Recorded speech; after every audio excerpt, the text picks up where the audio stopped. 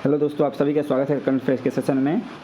आज 12 मई है, तो चलिए शुरू करते हैं आज का करंट अफेयर्स एमसीक्यू ग्रुप में। जो सबसे पहला क्वेश्चन है, किस देश ने दुनिया की पहली राष्ट्रीय स्तर की क्रिप्टो करेंसी पैटर्न भुगतान प्रणाली शुरू की है? इसका आंसर होगा भूटान। भूटान के द्वारा भूटान ने बिनेस पे और डीके बैंक के साथ साझेदारी करके दुनिया की सबसे पहली राष्ट्रीय स्तर की क्रिप्टो करेंसी पैटर्न भुगतान प्रणाली शुरू की है। और यह अभिनव प्रयोग जो है, यात्रियों को, जो पर्यटक हैं जो भूटान के लिए जाते हैं, तो उनको जो डिजिटल मुद्राओं में पेमेंट करने की सुविधा प्रदान करती है, जैसे हवाई किराया हो गया, वीज़ा पास, जो भी वहाँ पर खरीदारी करते हैं। इससे पर्यटन को बहुत आसान बना देता है ये। नेक्स्ट क्वेश्चन है, ग्लोबल मीथेन प्लेज का प्राथमिक उद्देश्य क्या है? तो दोस्तों, ग्लोबल मीथेन प्लेज जो ये है, इसका प्राथमिक उद्देश्य ये है कि 2030 तक जो मीथेन गैस है उसका उत्सर्जन जो है 30% कम करना है, लेकिन 2020 के स्तर से। एक तरह से ये 100 देशों का एक समूह है, स्वैच्छिक समूह है, और इसकी स्थापना, इसको मूर्त रूप दिया गया था ग्लासगो COP26 में, जो ग्लासगो में हुआ था उस समय उसको मूर्त रूप दिया गया था। जो मीथेन है, पावरफुल ग्रीन हाउस गैस है कार्बन डाइऑक्साइड के बाद, तो इसको कम करने के लिए ये ग्लोबल मीथेन प्लेज पहल शुरुआत किया गया है। और इसका टारगेट है 2020 तक जो 30% तक जो सामूहिक रूप से मीथेन गैस का उत्सर्जन कम करना है। सबसे अधिक मीथेन गैस का उत्सर्जन दोस्तों चीन के द्वारा किया जाता है और भारत तीसरे स्थान पर है, लेकिन ये GMP में जो ग्लोबल मीथेन प्लेज इसमें शामिल नहीं हुए हैं। मीथेन उत्सर्जन दोस्तों मुख्य रूप से कृषि, ऊर्जा और अपशिष्ट इसमें शामिल है, यहाँ से ये होता है। 35% जो मीथेन का उत्सर्जन होता है वो मानव संबंधित है। इस क्षेत्र में तेल संचालन से लगभग 45 मिलियन टन, प्राकृतिक गैस संचालन से 35 मिलियन टन, और जो कुएँ, जो तेल के कुएँ उसको छोड़ दिया जाता है, उनसे 3 मिलियन टन का मीथेन उत्सर्जन होता है। इस तरह से जो कोयला है, तो कोयला से भी 40 मिलियन टन से अधिक उत्सर्जन मीथेन का होता है। इस तरह से ग्लोबल मीथेन प्लेज जो है, मीथेन के उत्सर्जन को कम करने के लिए एक सकारात्मक पहल है। नेक्स्ट क्वेश्चन है, सोंगर ड्रोन किस देश द्वारा विकसित किए गए हैं? दोस्तों, ये तुर्की के द्वारा विकसित किए गए हैं और पाकिस्तान ने अभी हाल फिलहाल इसका इस्तेमाल भारत के खिलाफ किया है, जो ऑपरेशन सिंदूर चल रहा है। तो इसमें पाकिस्तान के द्वारा 100 से 200 की मात्रा में सोंगर ड्रोन को, जो आत्मघाती ड्रोन हैं, उनको भारत पर हमला के रूप में भेजा गया।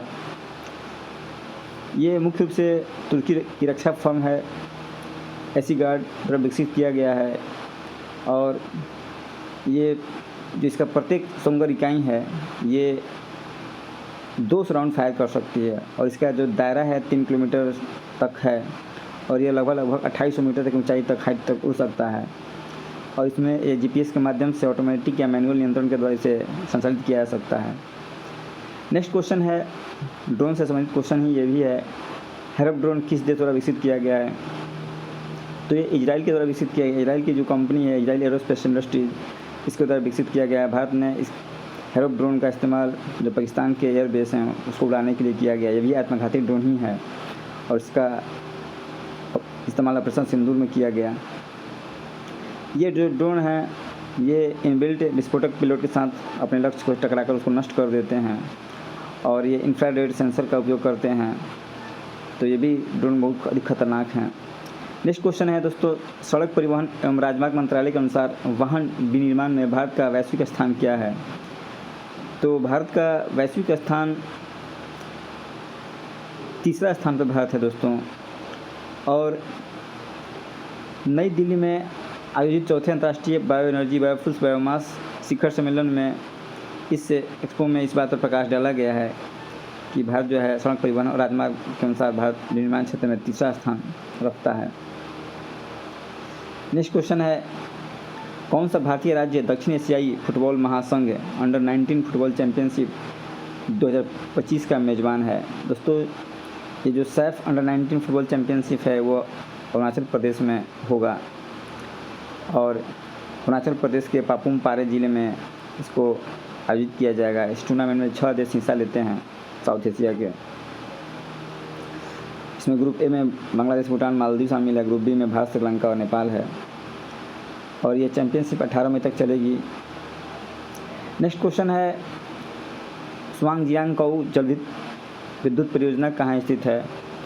दोस्तों ये तो चीन में ही है, लेकिन चीन के सिचुआन प्रांत में स्थित है ये जल विद्युत परियोजना।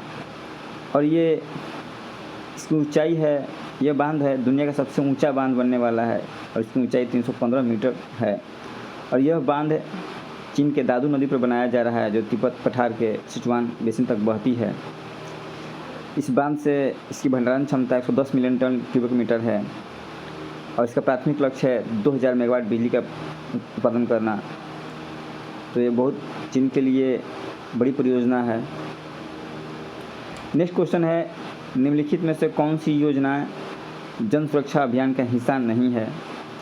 दोस्तों जन सुरक्षा अभियान में 3 योजनाओं का संचालन किया गया था, चालू किया गया था। प्रधानमंत्री जीवन ज्योति बीमा योजना, प्रधानमंत्री सुरक्षा बीमा योजना, अटल पेंशन योजना। इसमें प्रधानमंत्री किसान सम्मान निधि योजना शामिल नहीं था और इसका 10 साल पूरा हो गया है। ये इसको 2015 में लॉन्च किया गया था। 9 मई 2015 को नरेंद्र मोदी के द्वारा इसको लॉन्च किया गया था। तो 10 साल इसने अपना सफलतापूर्वक पूरा कर लिया है। इस योजनाओं का जो मुख्य लक्ष्य था, जो संगठित क्षेत्र के गरीब श्रमिक हैं उनको किफ़ायती बीमा और पेंशन लाभ प्रदान करके उनको सुरक्षित किया जाए।